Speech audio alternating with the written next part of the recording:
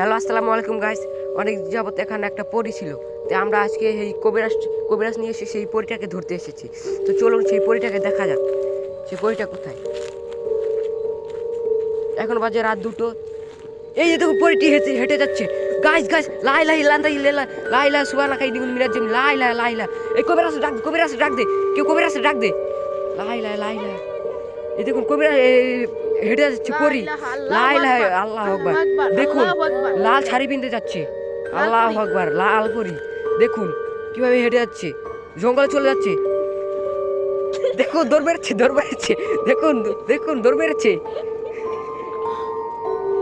দেখুন পরীর কাণ্ড থেকে আবার হাসি আসে, আবার ভয়ও করছে। দেখুন রাত 2টো বাজে, এই সময় যদি পরী বাইরে হয় তাহলে তার অবস্থাটা কি হবে দেখুন গাইস।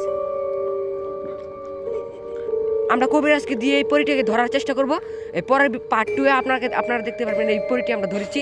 তার জন্য আপনারা লাইক অ্যান্ড সাবস্ক্রাইব করে রাখবেন। ধন্যবাদ।